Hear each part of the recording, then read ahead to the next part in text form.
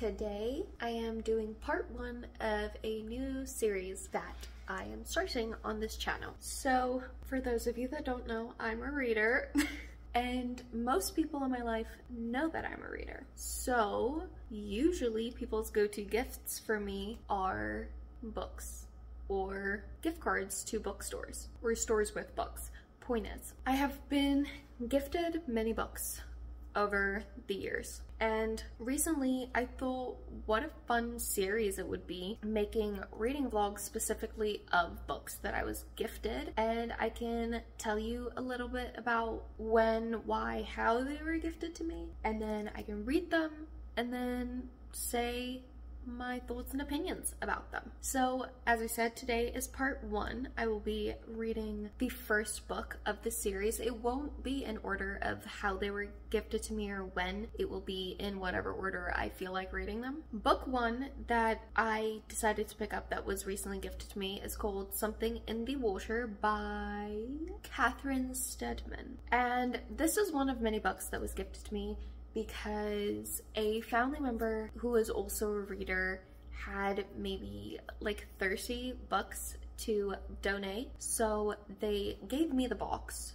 of those books and said, you know what, why don't you pick whatever you want, and then once you've picked the books that you want, you can just go ahead and donate it for me, which I of course didn't mind, and I ended up picking about, I think 8-ish, like 7 to 10, somewhere between that range of books. And this is one of the first books that I picked, and I picked it because it just piqued my interest. I don't know why specifically, it was just one of those books where I'm like, I want to pick you up. And my boyfriend, who knows my taste very, very well, even like said he wouldn't pick this book for me, but my brain was just like, oh well, too bad.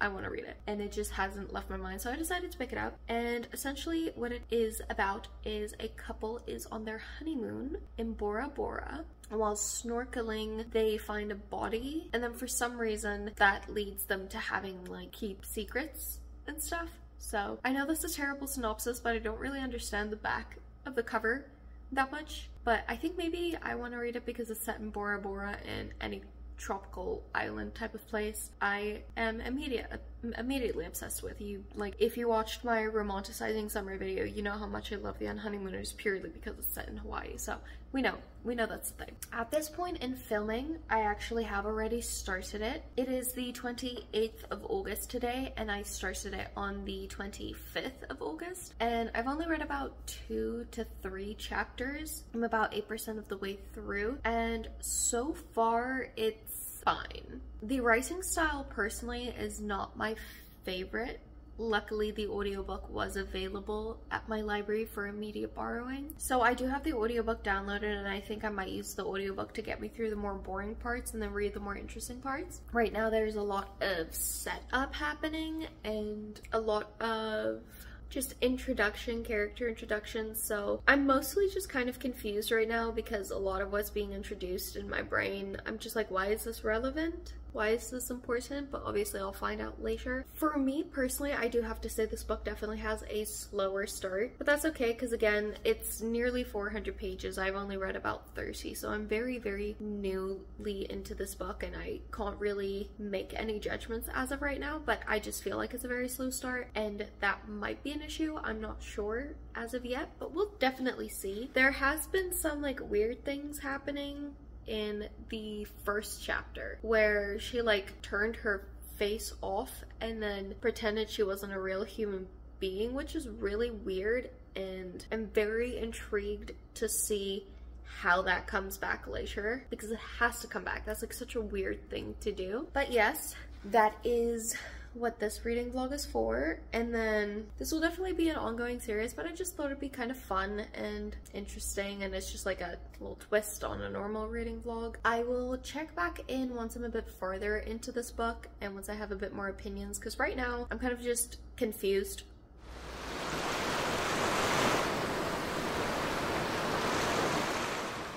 Hello.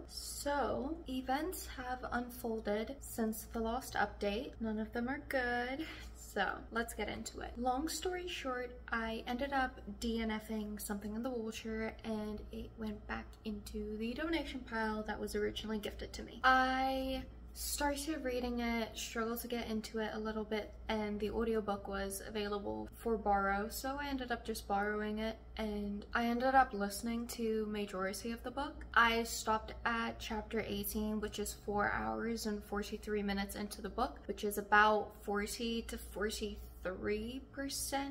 into the book. It ended up like not telling me the exact percentage. I don't know why, but it was saying different things with different measurements, so around the 40% mark, shall we say. And I really can't say why I DNF'd it without going into spoilers. So my non-spoiler reason for not going on with the book and DNFing it is because the characters were really stupid and annoying and I didn't like it. And honestly, that's as much into detail as I can go, because more into detail I would have to talk about what happened. So that is the non-spoiler reason why I didn't continue with the book. If you don't want the spoiler reasons, then I guess goodbye. Have a great day. Thank you for watching. If you're gonna stay and listen to the spoiler reasons, then the remainder of this video is going to be talking about spoilers for Something in the Vulture by Steadman. So enjoy. But basically, at first I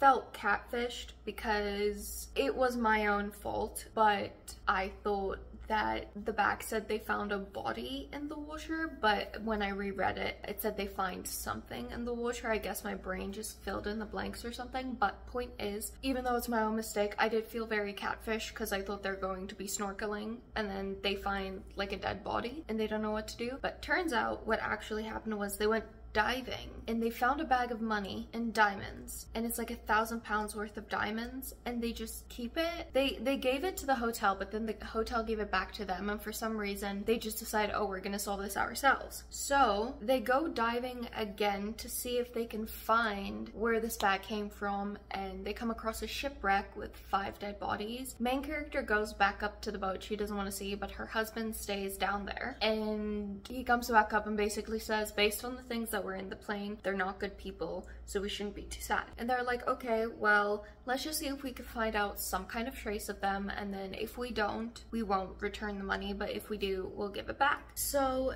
they start doing that, and then in the bag, along with the money and the diamonds, was a box with a gun and a phone. So our main character, Erin, she decides she's gonna go into the hotel lobby and turn on the phone. And at that part, I'm like, oh my god, absolutely not. But I finished the chapter.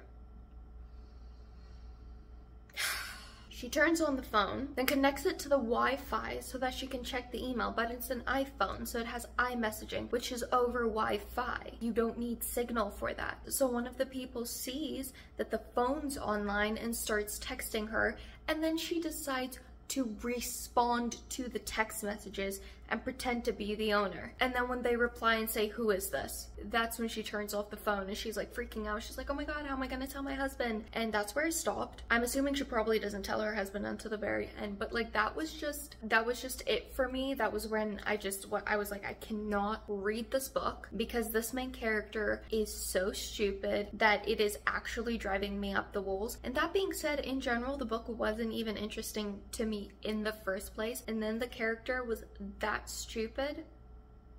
No, absolutely not. So naturally you can understand why I DNF'd it. And the biggest thing for me as well is the fact that if this book was based in like the early 2000s or even like late 2000s, before 2010-ish, when iPhones were new and everything, smartphones were new and stuff, that would make sense. But I feel like anything circa 2014 and up, characters would not be making decisions like that. They would not be turning on the phone. They would not be replying to messages. Like, no, that's not gonna happen. And it's just so stupid, and it felt so unrealistic. And I don't necessarily want my thrillers to be overtly realistic, but there needs to be some element of realism to the point where it's believable. And this was just absolutely pathetic, to be honest. And I know I'm being really harsh, and I don't mean that to any offense to the author or to anyone who enjoys this book. If you enjoyed this book, that is perfectly fine. Books are subjective. I'm not saying my opinion is right. I'm just saying I really did not like it. And that's why, not even back on my shelf, just put it back in the donation pile. I was like, you know what? I tried it, didn't like it. I don't want to keep it. But yeah,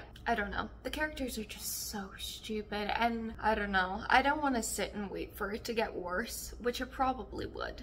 So that is why I DNF'd it, but it's okay. At the end of the day, it is what it is. At least I tried. I'm disappointed because I was really excited for it. I don't know why, but it just like spoke to me. So that's a shame, but it is what it is. If you read this book, I would love to know your opinion. Do you agree with me in the sense that Aaron, the main character, is just unreadably stupid? Or am I an outlier? What do you think? If you like me or my videos, I would really appreciate a like, comment, and subscribe if you feel like it. Thank you so much. I hope you have a great day.